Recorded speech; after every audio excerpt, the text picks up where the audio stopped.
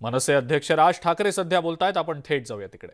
त्याला body language म्हणतो. या देहबोलीमध्ये मला खूप प्रकर्षाने मला काही काय म्हणू आपण त्याला पॉझिटिव्ह सिग्नल्स मला लोकांच्या चेहऱ्यावरती दिसत आहेत. मला त्यांच्या मी जनतेच्या म्हणतोय मी पक्षाच्या पदाधिकाऱ्यांच्या म्हणत नाही. मी सगळीकडे जिकडे फिरतोय मी हात करताना, नमस्कार करताना, हाक मारताना किंवा खूप मला त्याच्यामध्ये पॉझिटिव्ह सिग्नल्स मला दिसत आहेत. आणि त्या सगळ्या गोष्टींचा आढावा घेता येत्या जानेवारीमध्ये मी एक सभा कुडाळला देणार आहे आणि एक सभा रत्नागिरी किंवा चिपळूण इथे माझी जानेवारीमध्ये 2 सभा या होणार आहेत. आणि त्याच्या आधी काही विविध कार्यक्रम पक्षातर्फे जिल्ह्यामध्ये घेतले जातील, केले जातील. तर त्याची मला असं वाटतं त्या वेळेला योग्य त्या सूचना आणि माहिती आपल्याला दिली जाईल.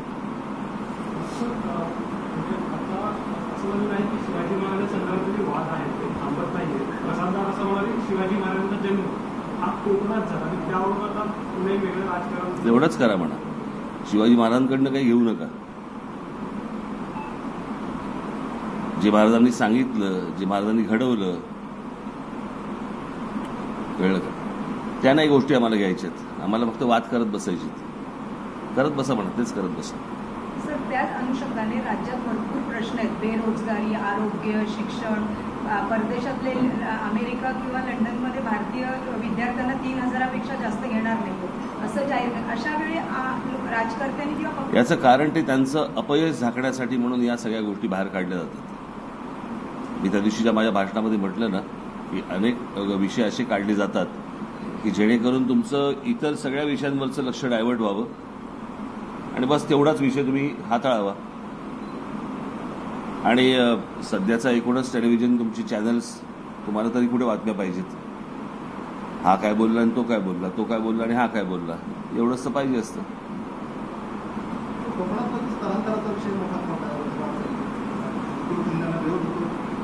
विरोध झालेला आहे, तर 2 गट पडलेले आहे. एक आमदार भूमिका समर्थनाची घेत आहे, खासदार विरोधाची भूमिका घेत आहे. याकडे आपण कसं नाही, त्यांचं त्यांना लखला. मला काही त्याच्यामध्ये देणं घेणं नाही.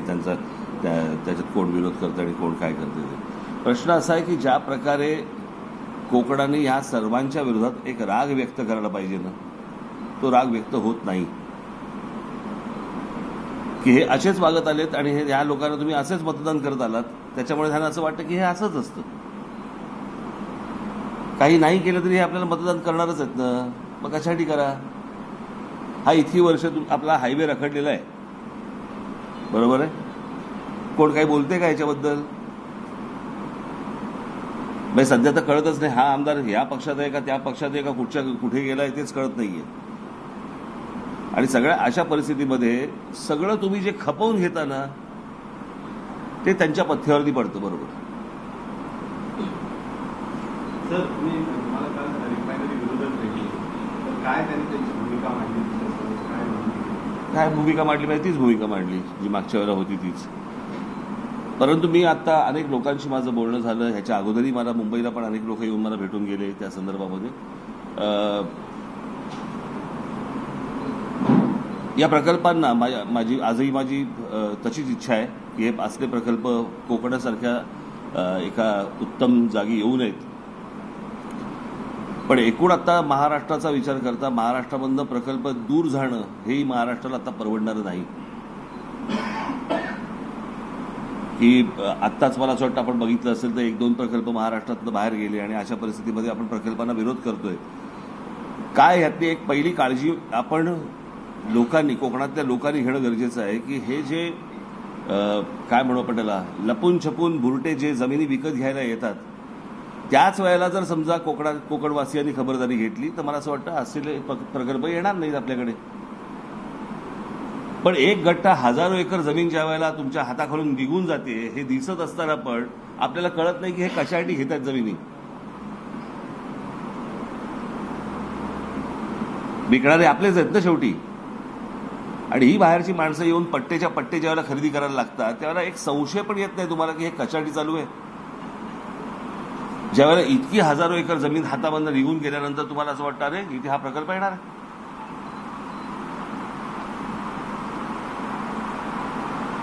एरवी आपण ज्या गोष्टींच्या चर्चा करत असतात इथे कोकणामध्ये गप्पा मारत असतात की बाबा तुझं कसं चाललंय माझं कसं चाललंय या सगळ्या गोष्टी याच्यामध्ये बाबा माझी जमीन गेली तुझी पण गेली का अच्छा मग ह्याची पण गेली का इथे एखादा संशय पण येत नाही तुम्हाला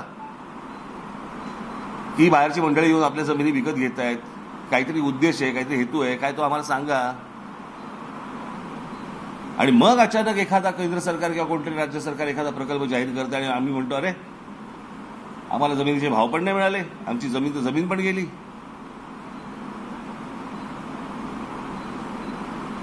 काय काही गोष्टींबद्दल तुम्ही स्वतः पण जागृत राहणं खूप आवश्यक आहे. तो काहीतरी येईल आणि ते काहीतरी येतील आणि ते काहीतरी करतील याच्यापेक्षा मला असं वाटतं आपणच काहीतरी केलं पाहिजे ना. रिफायनरीच्या बाबतीत लोकांना झुलवत ठेवत नाहीत कुठलेही राजकारते असून द्या होय की नाही ते याचं डिसिजनच करत नाही आणि मग त्यांनाच मतदान करत राहा. आपण मला असं वाटतं वर्षानुवर्ष आपण तेच बोलतो त्याच गोष्टी करतो. तुम्ही येतात तेच प्रश्न विचारतात आणि मग जे या प्रकल्प किंवा असले जे कोकणाच्या हिताच्या गोष्टी करत नाहीत अशा लोकांना मतदान करून सगळेजण मोकळे होतात. सर पण तिसरा पर्याय पण नाहीये ना रत्नागिरी जिल्ह्याला. आता देतो आता बघू मला काय करायचंय ते. रत्नागिरी नुसता शहराचा विचार केला तर शहरात पाणी भ्रष्टाचार रस्ते आहेत आरोग्य आहे याच्यावर तुमच्या पक्षाचं कोणीच उतरत नाही किंवा ठाम भूमिकाच घेत. आता घेतील ना. प्रश्न असा आहे म्हणून मग शेवटी आता तुमच्याकडे जर समजा कामं होत नाहीत नका करू मतदान. तो पर्याय आहे ना तुम्हाला खुला. तेही करताना दिसलेलं नाही.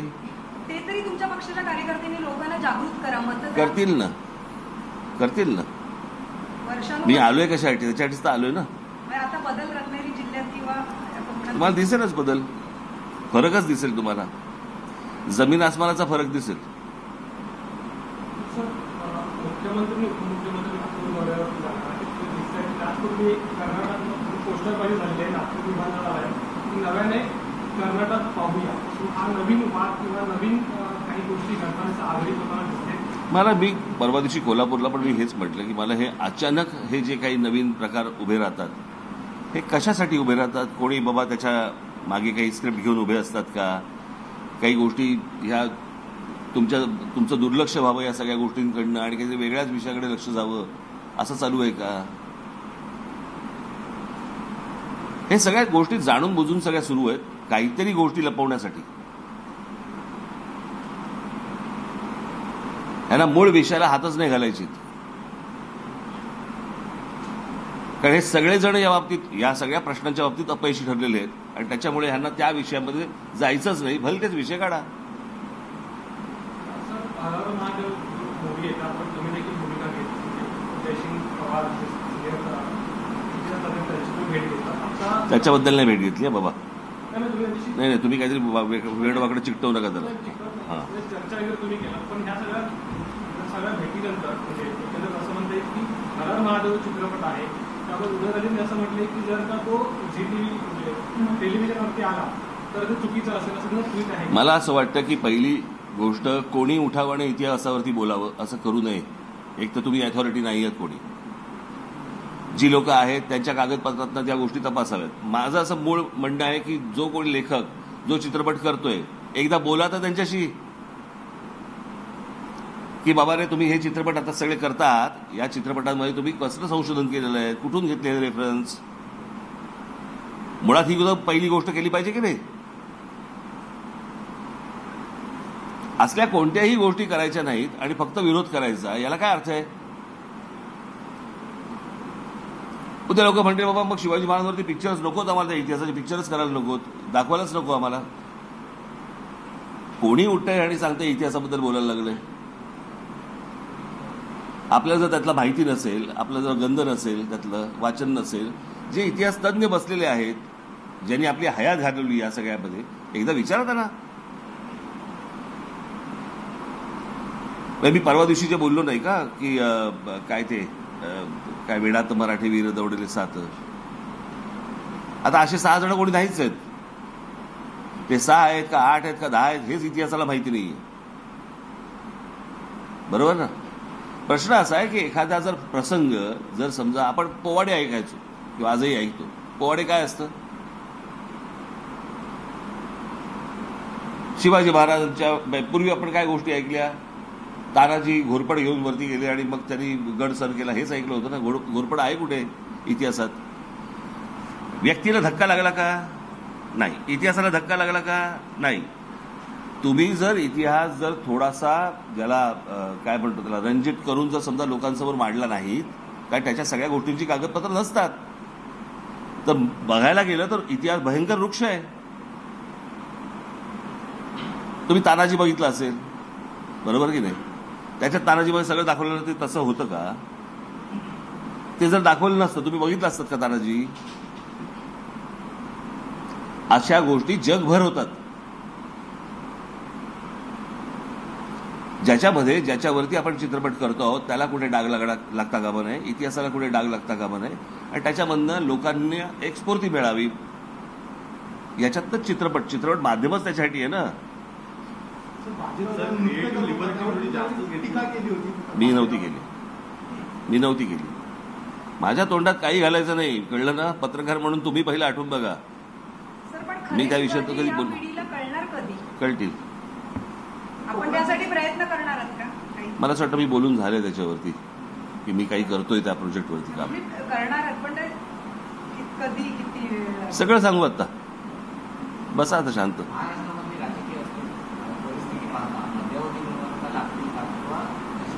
सॉरी.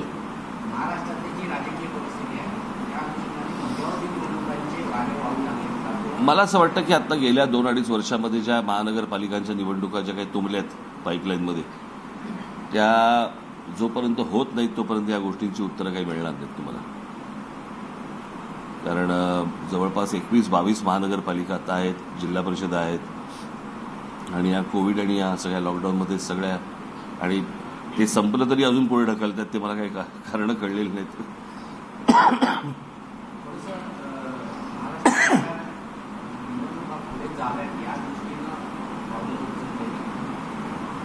दातांतरी दिसत आहेत ना. कोकण गेल्या 3 वर्षापासून नैसर्गिक आपत्तींना पूरस्थिती असेल, लँडस्लाईड असेल किंवा नैसर्गिक आपत्ती असेल, वादळवारी असेल, याकडे आपण कसं बघतो? निसर्गाचं संरक्षण करणं आणि जगण्याचे उद्योग 3 वर्ष निसर्ग वादळाला त्याच्यावर मला असं वाटतं किती वर्ष चालू आहे नाही? 3 वर्ष काय बोलतोय? अलीकडे आता ती 2 झाली म्हणून ती फक्त, पण ह्याच्या अगोदर काय झालं नाहीत काय? लँडस्लाईड झाले नाहीत का? वादळ झाली नाहीत ते? केवढे पूर आले आतापर्यंत कोकणामध्ये? कसा बघू सांगा? काय कसं बघता काय? सर, मुंबई गोवा महामार्ग आहे, साधारण आपल्या पक्षातर्फे याची भूमिका काय असेल आणि आपण अल्टिमेट दिलंय का? सर, राज्यपालांनी ज्या पद्धतीनं वक्तव्य केलं, अजूनही त्यांच्यावरती कुठेही पदावरून केलं जात नाहीये. मुलीनं जे आहे वारंवार आसून दिलं, उदयनराजेंनी राष्ट्रपतींना सुद्धा पत्र दिलं आहे, गृहमंत्रालय त्याच्यावर त्यांच्या वक्तव्याची चौकशी करते. हे सगळं घडताना अजूनही कारवाई होताना ते मला तर कधी कधी वाटतं की राज्यपालांना कोणी सांगतं की काय की असं बोला. मी मगाशी म्हटलं ना की हे असले वाद उकरून काढायचे आणि तुमचं सगळं अख्खा फोकस दुसरीकडे वळवायचा, या दृष्टिकोनातनं काही बाबा काही व्यूहरचना सुरू आहेत का किंवा चालू आहेत का? आणि राज्यपालांच्या बाबतीत बोलायचं झालं तर ते काय, परवा म्हटलं ना, माणसाला पत येते पण पोच येत नाही. ती पोच नाहीच येत ना. ठीक आहे, अजून काय? सर, ईडीच्या चौकशीबाबत राज्यात फक्त देशात महाराष्ट्र. तुम्ही कोण आहात? सर, मी पत्रकार. नाही, कोर्टच्या? माझं स्वतःच पेपर आहे. अच्छा, ह्यांच्यापेक्षा जास्ती प्रश्न विचारताय.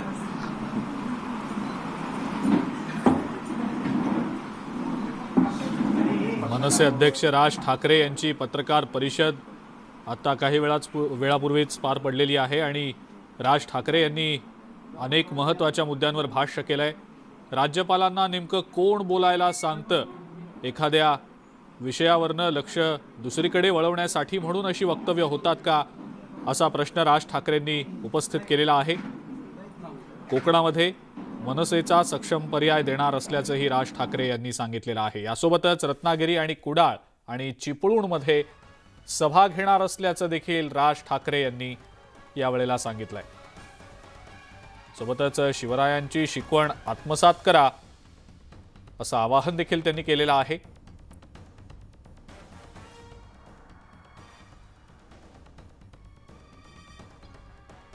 कोकणामधल्या विकास कामांच्या बाबतीतही राज ठाकरे यांनी वक्तव्य केलेलं आहे। जनता शांत बसते ते नेत्यांच्या पथ्यावर पडतं आणि त्यामुळे विकास कामं वेळेत होत नाहीत असं राज ठाकरे म्हणतायत। सोबतच कोकणातल्या एकंदरीतच सगळ्या राजकीय स्थितीवर सुद्धा राज ठाकरे यांनी भाष्य केलंय। कोकणातल्या जनतेनं जागरूक राहावं असं सुद्धा राज ठाकरे म्हणतायत।